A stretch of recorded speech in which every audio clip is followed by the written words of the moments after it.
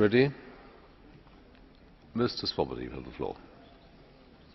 Mr. President, first of all, I want to thank also the colleagues with whom I could work on this report and the shadow rapporteurs, because I think it was a very good cooperation. Perhaps we did not start at the same starting point, but finally I think we got a very good and very broad supported report. I confess I tried to, or thought I could have a report which is pragmatic, critical but pragmatic, but the developments in Russia changed the direction of my report, I must say, because on many issues, especially on human rights issues, I have to be more critical than I was at the beginning, because not I am more critical, but the developments in Russia have been going into the wrong direction. Perhaps it's a good sign and good for the symbol that we discussed it today when the Sakharov Prize was handed over and when we had the human rights discussion, because human rights issues are the most delicate issues concerning Russia. Democracy, yes, the development is not going in the right direction, it's going in the wrong direction. If you look at the elections we had, there were many irregularities, many faults and many mistakes at least, and many can speak of elections not being free and fair in Russia, and that I think is deplorable. Everybody says, well, Putin would have won anyway, so if he would have won, why did he then not have real free and fair elections and allowed them? NGO laws are impeding many NGOs to being active.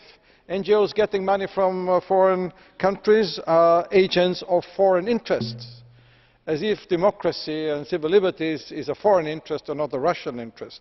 And therefore also many Russian institutions are not very keen on supporting some of these NGOs in order not to get into touch with NGOs which are agents of foreign interests. The Pussy Riot case may not agree with Pussy Riot's activities, but the way how it was handled showed the justice system is not fair. The Magnitsky case, we recently had a report, and I fully endorse what the United States Congress decided on this case, and I could speak with Senator Cardin, who was very active on this issue years ago, and I supported him, because it is not acceptable that people who are active in criminal activities are benefiting from decisions of the European Union, for example in the visa issue. So I think these are many elements where we see negative developments.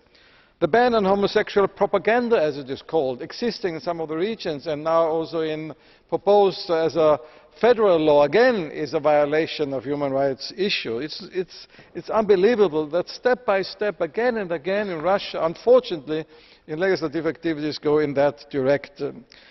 Now we have a human rights dialogue, but it's not very effective, let's be honest, because very often the ministries concerned, ministers of interior, of justice, are not part of the human rights dialogue. And Russia starts to criticize the European Union for deficiencies. Yes, they should do it. But the difference is we criticize Russia, but we criticize also internally our deficiencies. If Russia would do the same, they can criticize us, but then they should also criticize development in Russia itself. And of course Syria is the case where the disrespect for human rights is most visible, and unfortunately there is no cooperation until now possible. Now let's say, okay, trade is another issue we can cooperate. Yeah, very fine.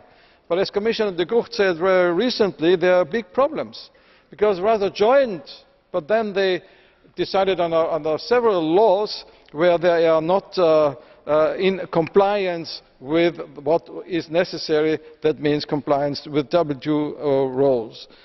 So it's very hard to have a very pragmatic approach. Still, I think we should try to find cooperation with Russia where it's possible.